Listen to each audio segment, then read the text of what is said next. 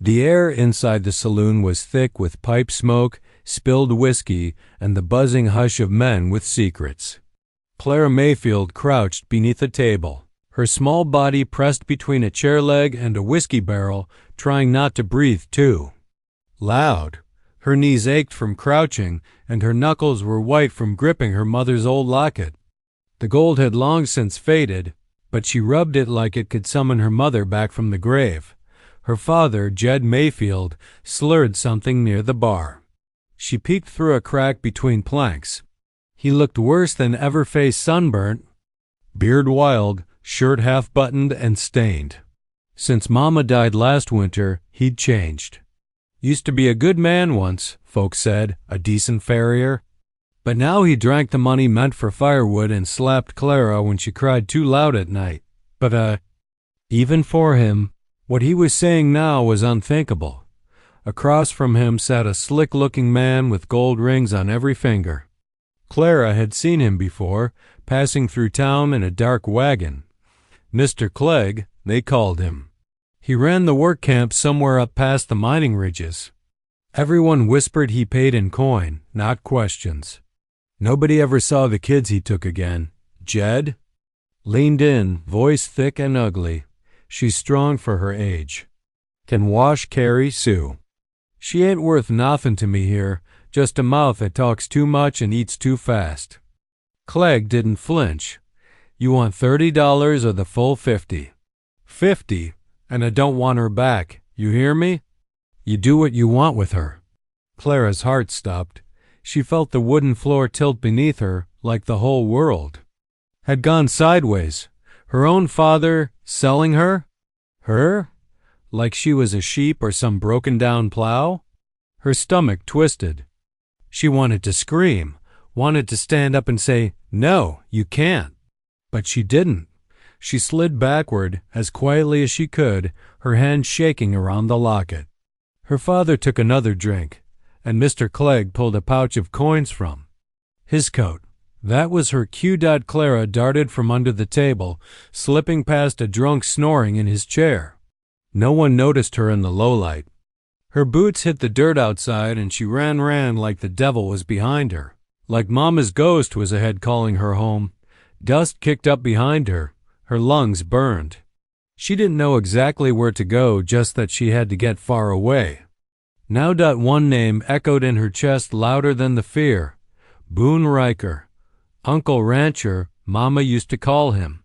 He wasn't her real uncle, not by blood, but he used to come by their old place every harvest with sacks of flour and firewood. He'd given Clara her first horse ride when she was just 6.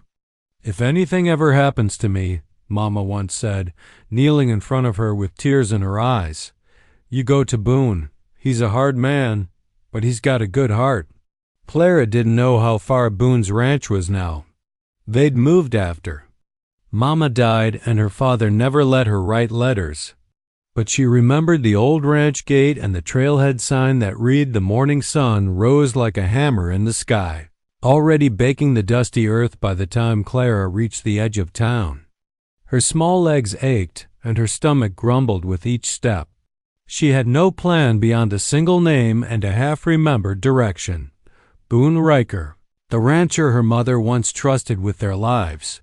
She clutched the only things she carried: dry biscuit wrapped in torn cloth, her mother's worn locket, and a crumpled piece of paper that still bore the smudged ink of their old address, Sundown Creek, 2 miles west of Three Pines.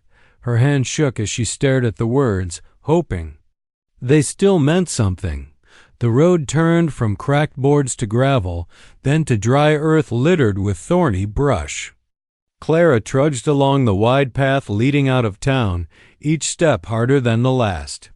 Her shoes were too tight and her throat parched. Flies buzzed around her face. Still, she kept going. She had to. Going back meant being sold like cattle and never being seen again. A mile or so out, the land flattened into wide, open prairie. The sun was a brand against her back, and her vision blurred. Just when her knees started to buckle, she heard a voice behind her. "Whoa there, little lady." Wagon rolled up beside her, pulled by a worn-out mule. A weathered man with kind eyes and tobacco-stained fingers held the reins. "You walking this road alone?" Clara hesitated. She'd learned not to trust strangers, but something in the man's voice reminded her of the way Boone used to talk, firm, but not cruel. She nodded. "I need to get to Sundown Creek." He blinked. "That's a long walk for someone your size." "You lost?" "No, sir," she whispered. "I'm trying to find someone. Boone Riker." The man's eyebrows lifted. "Boone? Lord, I ain't heard that name in a while. He's still out that way, I reckon. Keeps to himself these days." He looked at her again, softer this time. "Climb on. Least I can do is get you to the ridge." Clara hesitated only a second before climbing onto the seat. The mule clopped forward. The man handed her a canteen and a small piece of jerky. "What's your name, sweetheart?" She paused, unsure how much to say Clara. He didn't ask. More. Just drove in silence, letting her eat and drink while the wind tugged at her braids. As the land dipped into hills and the trees grew sparse, she spotted it just beyond the ridge, past a dry creek bed, a long wooden fence, a ranch gate swinging lazily in the breeze, and beyond it, the silhouette of a man in a wide hat, working. Beside a corral. "That's him," she whispered. Her heart pounded. She slid off the wagon before it even stopped. Boone Riker stood tall and broad as a barn door, dust on his boots and hay on his shirt. His weathered face turned as she approached, his brow furrowed in confusion. He didn't recognize her at first, but when she came close enough for him to see her eyes, those same eyes her mama had, he dropped the feed bucket in his hands. "Clara?" She nodded, trembling. "Uncle Boone. My daddy, he's gonna sell me. I heard him. To a man named Clegg. Please. Can you take me home now?" Boone didn't speak. Not right away, but something shifted in his face. Something old, like a promise. Buried in the dirt for too long. He knelt and put a steady hand on her shoulder. "You ain't going back there," he said softly. "Not if I got breath in me." And just like that, Clara knew she'd made it. Boone Riker hadn't felt this kind of ache in his chest since the day Clara's mother died.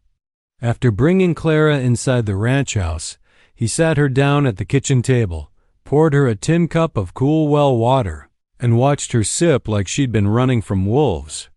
Her face was sunburned, streaked with dust and sweat, and her hands were shaking, though she tried hard to hide it. He made her a plate thick biscuits, a boiled egg, and leftover venison stew. She didn't touch it at first, just sat staring at her own fingers like she was still somewhere else in her head. Boone didn't push. He wasn't good at talking, but he was damn good at waiting. After a while, she whispered, "He said I eat too much. That I talk too much. That I remind him of Mama too much." Boone's jaw clenched. Clara looked up, her voice breaking. "I heard him talking to that man. He said I was strong enough to work in the mines, that he didn't want me back." Her eyes went glassy. He was trading me like I was a mule. Boone felt something old and bitter twist in his gut.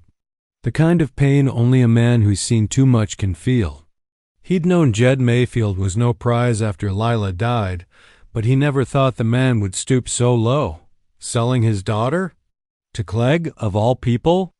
Everyone knew what kind of work that man dealt in. He reached across the table, placing his rough, calloused hand over Clara's. "You're safe now. No one's touching you while you're under my roof." Her lip quivered, but she didn't cry. Not once. That broke him worse than any tears would have. A 10-year-old girl should cry after something like that. But Clara, she'd already learned how to survive without softness. Boone stood, poured himself a shot of rye whiskey, then leaned against the counter, staring out the window. Outside, the sun dipped toward the hills, casting a blood-orange glow across the prairie. Coyotes would be howling soon. He couldn't Just keep her, not without questions being asked. Jed might be a drunk, but the law still considered him Clara's father. Boone knew how towns worked. Folks turned a blind eye to abuse until it became too inconvenient. And men like Clegg had influence in places that honest people didn't. He looked back at Clara. She was trying to wipe her face with the corner of her sleeve, pretending she wasn't scared. "I ain't letting that man near you, Boone," said at last, "but we gotta be smart." She nodded, like she already knew. "Are you gonna send me back?" The question cut him deeper than he expected. "No, ma'am," he said, his voice low and steady. "Not now." "Not ever. But if we're gonna keep you safe, we need proof." "Something the sheriff can't ignore." Clara blinked. "Like what?" Boone scratched his chin. "Paperwork." Letter. Something your mama might have written. Anything that says she didn't trust your daddy. You ever see anything like that?" Clara's brow furrowed. "Maybe. Mama gave him a letter before she died. Said he had to give it to someone. Named Judge Halley. He laughed and threw it in a drawer. Said it didn't matter no more." Boone's eyes narrowed. That could be what they needed. "All right then," he said. "We're gonna find that letter. But first, you rest. Tomorrow we'll ride into town. I'll talk to the sheriff. And if that don't work—" He cracked his knuckles. "Well, there's more than one way to stop a man like Clegg." Clara finally took a bite of her biscuit. It was small, but it was something.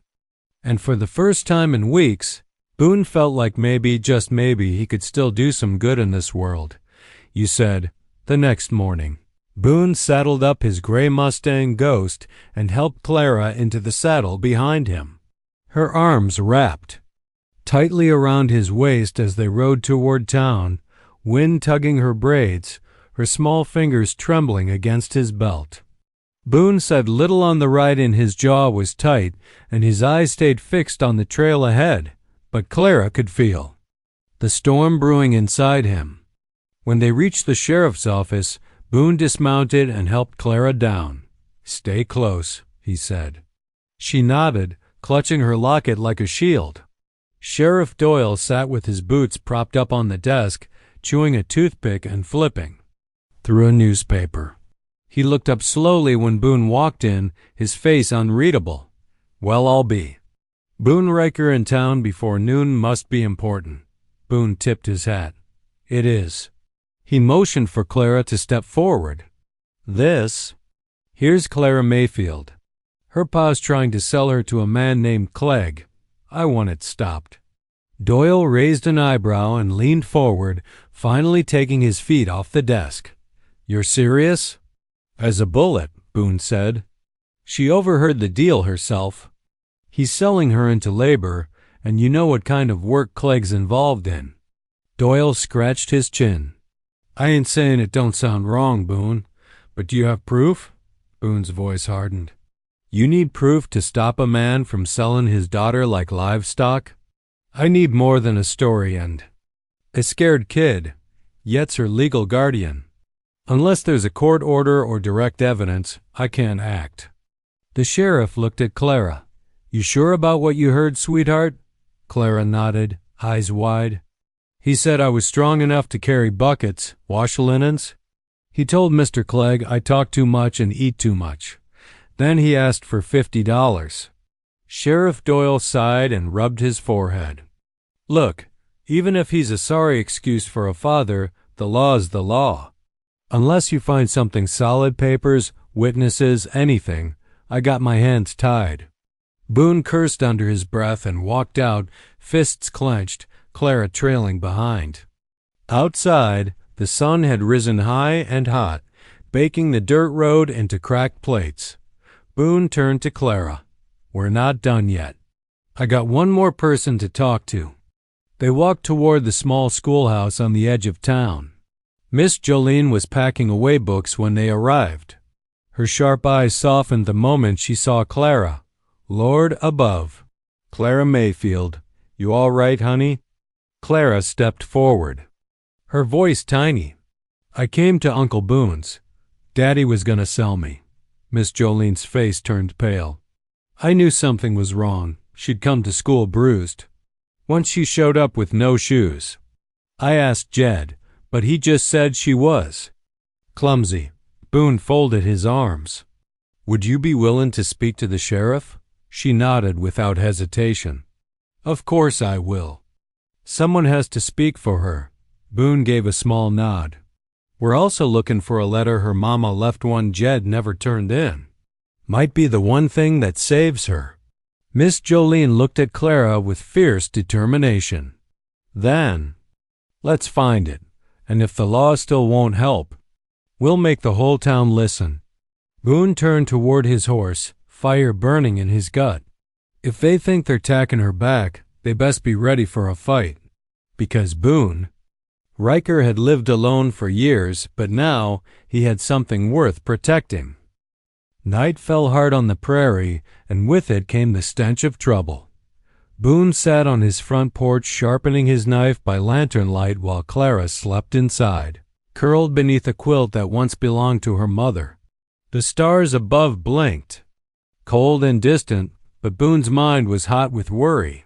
He didn't trust the law to protect Clara, not when men like Clegg had money to throw around and shadows to hide in, and sure enough, trouble arrived by moonlight. A dark wagon creaked down the trail, stopping just past the fence line. Boone stood up slow, hand resting on his rifle. Two men stepped out, strangers, but with the same slick look Boone remembered from the war. Men paid to do things decent folks wouldn't. One of them called out, "We're here for the girl." Boone spat into the dirt. "You picked the wrong fence to cross." The taller man chuckled. "We don't want no fight, mister. Just here on behalf of Mr. Clegg. Said there was a deal. Said the daddy wants her gone, and fast." Boone raised the rifle, the barrel catching the lantern light. "Her father don't own her no more than I own the moon. Get back in that wagon, for you find out how fast I still shoot." There was a tense silence. Then, surprisingly, the men backed off. "Ain't worth dying over, I guess," one muttered. They climbed back into the wagon and rolled away into the darkness. But Boone knew better. Clegg wouldn't send lackeys unless he was getting desperate and dangerous. The next morning, Boone woke Clara before dawn. They ate cold biscuits and saddled the horses. She rode behind him again, arms tight around his waist, her head resting against his back. But this time, her questions came. "Uncle Boone," she asked, "what happens if he takes me anyway?" "He won't," Boone said simply. "But what if the law still don't listen?" Boone didn't answer right away. He didn't want to. Tell her how the world worked sometimes, that money bought silence, and power often outweighed right. But Clara wasn't a baby anymore. She deserved the truth. "We'll find that letter your mama wrote," he said at last. "And if we can't, then I'll take you somewhere Clegg can't reach. I've lived off the land before. I can do it again." Clara looked down at the saddle. "He won't stop, not until he owns me." Boone glanced back. "That man ain't ever gonna own a single hair on your head." They rode into town under a gray sky. Boone went straight to the Mayfield shack, just outside the eastern slope. It was leaning and broken, a shell of the home it used to be. Boone had visited this place when Lila was alive. There had been flowers in the windows then, and the sound of music by candlelight. Now only silence. Clara stayed on the porch as Boone stepped inside. He covered his mouth reeking whiskey. Bottles littered the floor, and a broken table sat in the corner. He searched drawers, overturned crates, checked beneath the mattress. He finally found it behind a cracked picture frame, a letter, sealed in blue wax. He opened it carefully. It was addressed to Judge Halley, and it was from Lila Mayfield, Clara's mother. In it, Lila wrote, "If anything happens to me, I do not want Jed to raise Clara. He's grown bitter and cruel. I ask Boone Riker to act as her guardian if he is willing. He is the only man I trust with her soul." Boone's eyes stung. He folded the letter and tucked it in his coat. When he stepped back onto the porch, Clara looked up with tired hope. Boone knelt beside her and held out the letter. "Your mama just gave me the fire we need." Clara smiled for the first time in days. They both knew this wasn't over, but now they had a weapon more powerful than fists. They had the truth. Boone and Clara rode back into town before the sun fully crested the hills, the letter tucked deep in Boone's coat like gold in a saddlebag. Clara clung tight, her arms still trembling, but her heart beat with something fierce hope. Real, pulsing hope. They didn't head for the sheriff. Not yet. Boone wanted backup. They rode first to the schoolhouse. Miss Jolene stood out front sweeping the steps, her eyes red from lack of sleep. She knew the moment she saw Boone's expression he had found something. He handed her the letter. She read it carefully, her lips pressed in a line, then looked down at Clara. "Your mama had more strength than most folks around here." Boone nodded. "We take this to the sheriff and he still don't act, then we bring it to the judge direct." Miss Jolene squared her shoulders. "Then I'm coming too." The three of them walked down Main Street like a storm brewing on the horizon. Townsfolk paused to stare. Boone wasn't a man you saw marching with company, much less with a schoolmarm and a small girl at his side. Some nodded. Some whispered. But no one dared stop them. When they stepped into the sheriff's office, Doyle looked up, chewing on a biscuit. "You back already?" Boone dropped the letter on his desk. "Read it." The sheriff unfolded the page, scanned it slowly, then whistled through his teeth. "Well, I'll be—" "That's her mother's handwriting," Miss Jolene confirmed. "I've seen it on school papers for years." Clara stood tall. "My mama didn't want me with my daddy. She wanted me with Uncle Boone." Sheriff Doyle scratched his beard. This is something. A judge could act on this. It's not a court order, but it's a sworn statement." Boone narrowed his eyes. "You gonna act on it?" "I'll ride to the judge myself." "But Boone," he leaned in, voice low. "Clegg's still in town. And he ain't happy you got in the way." Boone didn't flinch. "Let him come." Outside the office, trouble was already waiting. Mr. Clegg stood near the general store, flanked by two men in dark coats. His face was slick with sweat and fury, his gold rings glinting in the light. Boone didn't stop walking. Clegg stepped forward. "You just made a very expensive mistake, Riker." Boone stopped, slowly turning. Clara held his hand tighter. "You lay one finger on this girl again," Boone growled, "and I'll bury you so deep your name won't even echo." Clegg's lip curled. "She ain't even yours." "She is now." Without another word, Boone led Clara toward the town church, where Judge Halley was rumored to be attending a community meeting. But they didn't get far. As Boone crossed the livery yard, a figure stepped from the shadows, a man in a dark coat raised a length of pipe and swung hard. The blow caught Boone in the ribs and knocked him to the ground. Clara screamed. Miss Jolene grabbed her, holding her back. Boone rolled, his vision spinning, blood in his mouth. He saw Clegg watching from the alley, grinning like a snake, but Clara broke free. She ran straight into the middle of the street shouting, "Somebody help! They're hurting him! That's the man my daddy tried to sell me to." People stopped.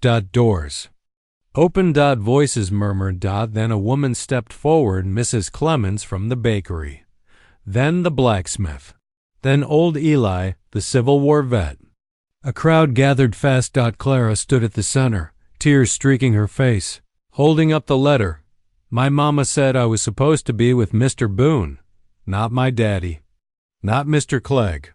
I don't want to disappear like the other kids. Please. Help me." The town stood still, and in that silence something shifted. Boone, bruised and bloodied, pulled himself upright. He wasn't alone anymore. Not this time.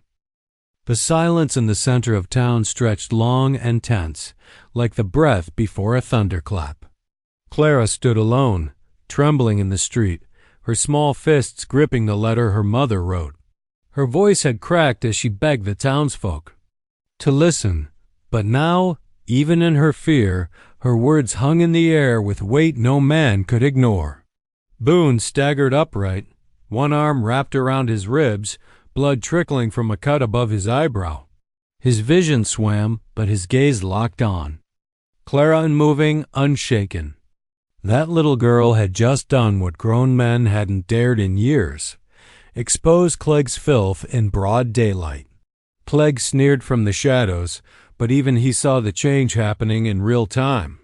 The townsfolk, once too scared or indifferent to speak out, were beginning to step forward. Mrs. Clemens, still dusted in flour from her bakery, pushed through the crowd and put a hand on Clara's shoulder. "I heard rumors for years about what Clegg's been doing to children," she said, loud enough for all to hear. "We all did. We just didn't want to believe it." Old Eli, leaning on his cane, stepped next. "That man tried to sell a child right under our noses. You let that happen here, and we ain't no town worth callin' civilized." More voices rose. The blacksmith, the pastor's wife. Miss Jolene raised the letter high. "Judge Halley is inside the church. Let's take this to him now." Boone limped to Clara, placing a steady hand on her back. "You did good, little bird," he murmured. "You made MC." With Boone on one side and Miss Jolene on the other, Clara led the growing crowd toward the church. Clegg shouted behind them, voice full of false confidence, "You're all making a mistake. That girl's nothing but trouble. Her daddy." "She's not going with her daddy," Miss Jolene snapped. "And she sure as hell ain't going with you." Inside the church, Judge Halley, a tall man with silver hair and a stern brow, stood at the pulpit finishing a town meeting about drought relief. He paused when he saw the crowd pour in, and even more so when he saw Clara's tear-streaked face. And Boone's battered one. "What's the meaning of this?" he asked, voice booming. Miss Jolene stepped forward. "Your Honor, we have a child whose father sold her to a known trafficker. She has a written letter from her deceased mother naming Boone Raker as the only person fit to raise her. She's come here with no law but hope, and now we're asking for justice." The judge took the letter carefully, eyes scanning each line. His expression changed slowly from official distance to deep concern. "And where is her father now?" "Drunk, probably," Boone muttered. "And if he ain't, he's probably hiding behind Clegg, who just had his boys jump me in broad daylight." Judge Halley's eyes lifted to Clara. "Young lady," he said softly, "do you want to stay with Mr. Riker?" Clara nodded. "He's the only person that's made me feel safe. Mama said to go to him if anything ever happened." The judge stepped down from the pulpit. "Then, by the power of the circuit court, I grant emergency guardianship to Mr. Boone Riker until a full hearing can be held." Boone blinked, the words hitting him like a fresh breath of air. Clegg stormed into the church doors behind them, shouting, "This ain't legal." But the sheriff was right behind him, hand on his gun. "You just assaulted a man, tried to abduct a child, and you're in no position to argue." Judge Halley folded the letter and handed it back to Boone. "Take her home, Mr. Riker." And with that, the town once blind and quiet stood on the side of justice. For the first time, Clara didn't just have a voice. She had a community standing behind it. The ride back to Sundown Creek was slow and quiet, but for once, Clara didn't mind the silence. It wasn't heavy anymore. Boone's strong arms guided the reins, and the sun cast a warm gold over the hills, like the sky itself was breathing easier. Clara leaned her head gently against his back, her grip soft but certain. For the first time in her life, she wasn't afraid of where the road was taking her. Boone didn't say much. He wasn't a man of many words, but every so often, he'd glance back just to make sure she was still there. And each time, she was. When they reached the ranch gate, Boone dismounted first, then reached up and lifted her down with care. He let her walk ahead of him to the house. She stopped on the porch, staring up at the old wooden frame, the dusty rocking chair, and the small wind chime that barely stirred in the warm air. "This is yours now," Boone said gently, placing a hand on her shoulder. "Not because a judge said so, because I said so." Inside, the house was still rough around the edges, plain wood walls.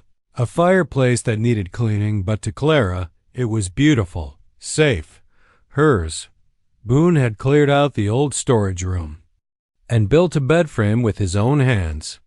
A simple quilt lay folded at the foot, and beside it, a wooden chest with her name carved carefully into the lid. She touched the letters with her fingertips. "You carved this?" she asked, wide-eyed.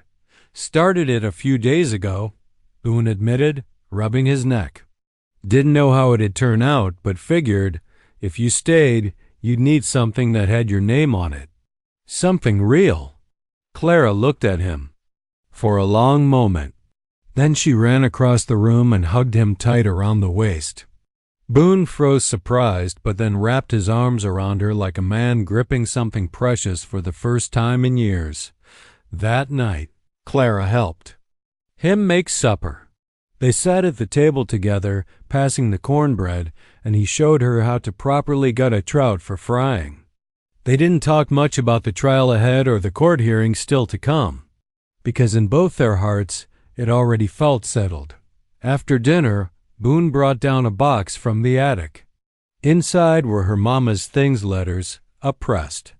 Flower and a faded ribbon Clara used to wear as a baby. "I kept these," Boone said, "because your mama asked me to. I just didn't know when or how to give them to you. Guess now's the right time." Clara sat by the fire, reading every word of her mother's old notes, fingers tracing the faded handwriting. One note simply said, "Clara, never forget how loved you are, even when I'm not there to say it." Clara didn't cry, not yet. She just folded the paper, placed it beside her heart, and whispered, "I won't forget." Later, Boone tucked her in, leaving the door slightly cracked. He stood there for a moment, silhouetted in the hallway. "You need anything," he said. "You just call out. I ain't going anywhere." Clara smiled, sleep tugging at her eyes. "Uncle Boone? Yeah, little bird? Thanks for coming back for me."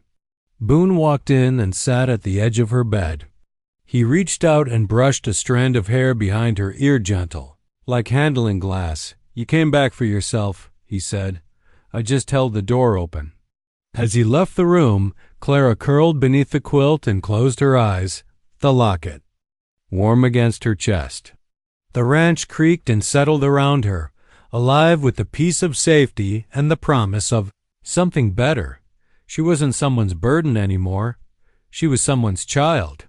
And finally, she was home.